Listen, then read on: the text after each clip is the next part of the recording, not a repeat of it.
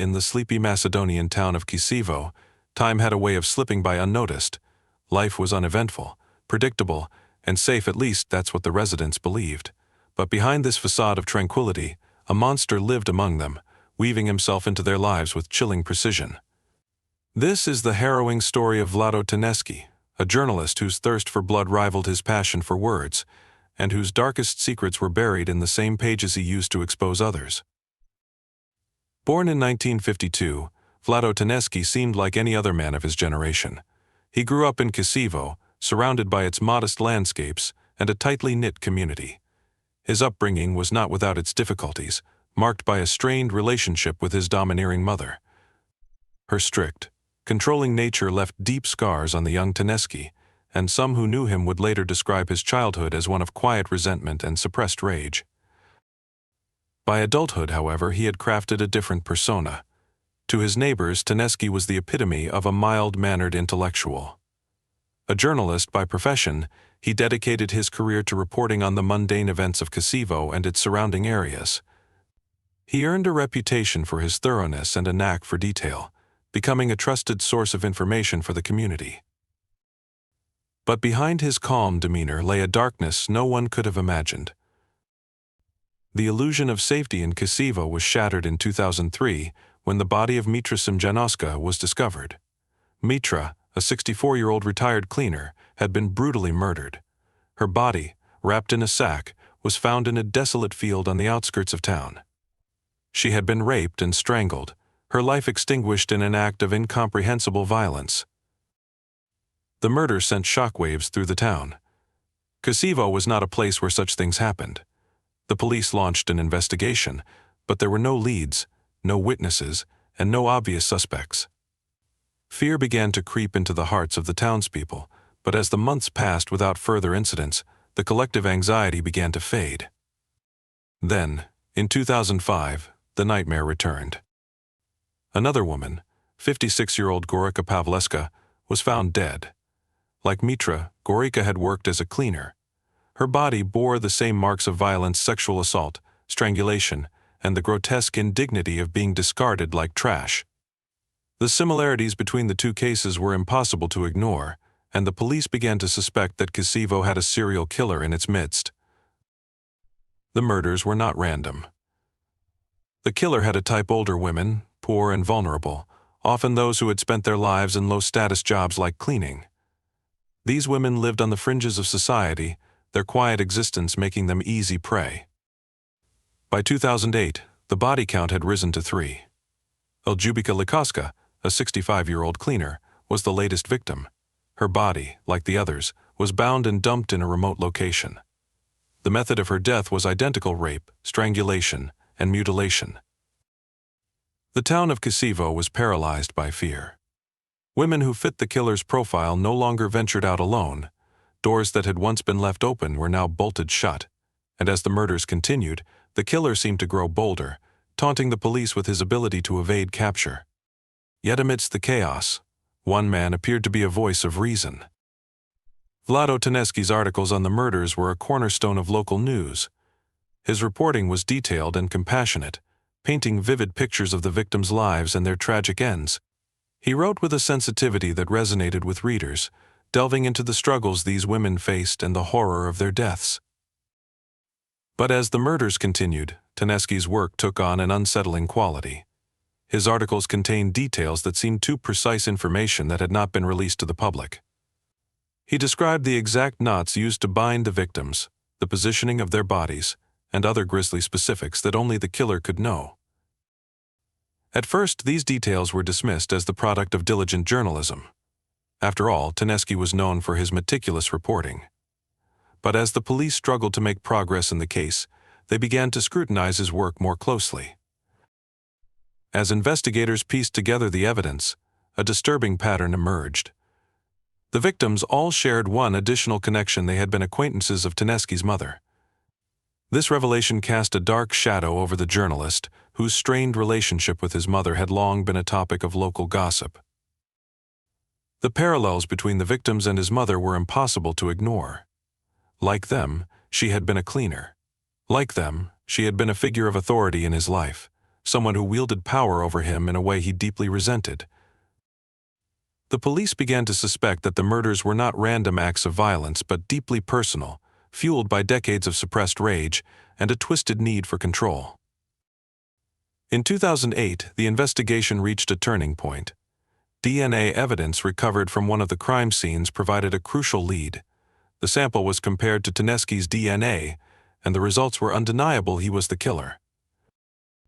The revelation sent shockwaves through Kisevo. The man who had written so extensively about the murders, who had seemed to empathize with the victims and condemn the killer, was the very monster he claimed to abhor. When confronted with the evidence, Tedeschi's calm facade cracked.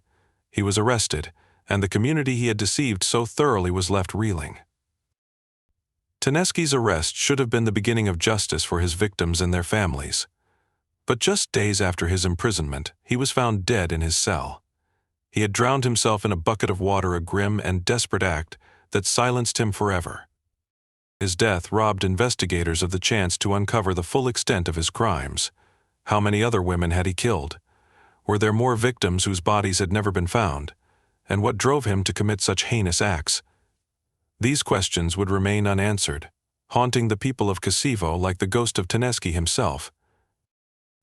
The story of Vlado Tedeschi is more than a tale of murder. It is a study in betrayal.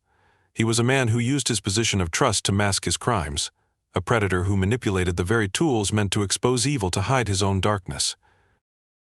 For Kisevo, the wounds he left behind run deep. The streets are quieter now, the people more guarded. His victims are remembered not just for the violence they suffered but for the lives they led, lives that were brutally cut short by a man they might have trusted. Even now, years later, the shadow of Vlado Tedeschi lingers. His story is a chilling reminder that monsters do not always look like monsters. Sometimes, they look like the man next door, the friendly neighbor, the trusted journalist. And sometimes, the ink they use to tell their stories is mixed with blood. Even in death, Vlado Tedeschi's shadow lingered over Kisevo, casting an oppressive pall over its people. For those who had known him personally, the revelation of his double life was almost impossible to reconcile. How could the quiet journalist, a man who chronicled the lives and tragedies of others, harbor such a horrifying secret? But the truth, as it had emerged, was undeniable.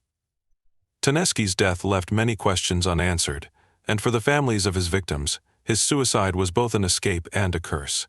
He had evaded the justice they so desperately sought, and with his silence he had stolen the chance for closure. For the families of Mitra Simjanoska, Gorika Pavleska, and Eljubika Likaska, the pain of their loss was compounded by the betrayal of trust. These women had lived hard lives, struggling to make ends meet, often overlooked by society. Their murders were a brutal reminder of their vulnerability, and the discovery that their killer had been a respected journalist who profited from their deaths only deepened the wound. Eljubika's daughter, speaking in the years after Tedeschi's arrest and death, described her mother as a kind and gentle woman who had spent her life caring for others. She deserved better, she said, her voice heavy with grief. He wrote about her as if he cared, but all the while he was the one who took her from us. The families held memorials for their loved ones, but the scars left by Tedeschi's crimes ran deep. The unanswered questions gnawed at them. Why did he choose their mothers, their aunts, their sisters? How long had he been planning these atrocities?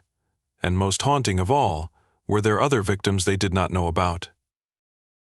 As the investigation into Tedeschi's crimes concluded, the police faced a troubling possibility: there could be more victims. The pattern of his murders suggested a methodical predator who took pleasure in his control over his victims.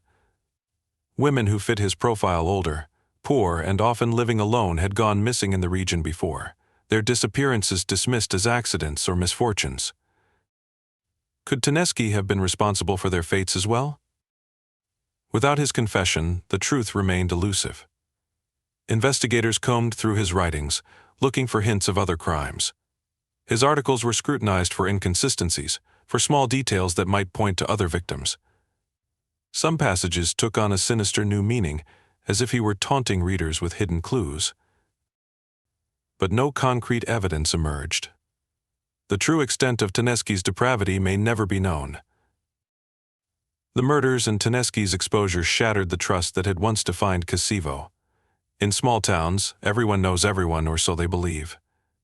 Taneski's crimes proved that even the most familiar faces could hide unimaginable darkness. Women who had once walked the streets freely now traveled in pairs or stayed indoors after dark. Suspicion became a way of life. The community, once tightly knit, began to fray as people questioned the motives and secrets of their neighbors. For the journalists of Macedonia, Taneski's case was a grim reminder of the power of their profession. His ability to use his position as both predator and storyteller was chilling. It forced an uncomfortable reckoning within the industry, with editors and reporters questioning the boundaries of ethical reporting and the potential for manipulation. Experts who studied the case pointed to Taneski's childhood as a potential key to understanding his crimes. His domineering mother, his feelings of inadequacy, and his resentment toward women in positions of authority may have fueled his actions. The victims, all older women who shared similarities with his mother, seemed to represent a twisted form of revenge. But revenge alone could not explain the sheer brutality of his crimes. The sexual violence, the meticulous planning, and the grotesque ritual of binding and discarding the bodies suggested a man driven by more than just anger. Taneski's actions revealed a deep-seated need for control and dominance, a desire to assert power over his victims in the most intimate and violent ways. Years after his death, the name Vlado Taneski is still spoken in hushed tones in Kosovo. For many, he is not just a murderer but a symbol of the darkness that can hide behind even the most familiar faces. His story is taught in criminology classes, analyzed in psychological studies, and discussed in journalism ethics courses. But for the people of Kosovo, he is a wound that never fully healed. The women he killed are remembered not just as victims but as reminders of the fragility of trust. Their names Mitra, Gorica, Eljubica are etched into the memory of the town, a somber testament to lives taken too soon. Their stories are retold with the hope that such horrors will never happen again. And yet, the shadow of Vlado Taneski lingers, a grim reminder that the worst monsters are often the ones who look most like us.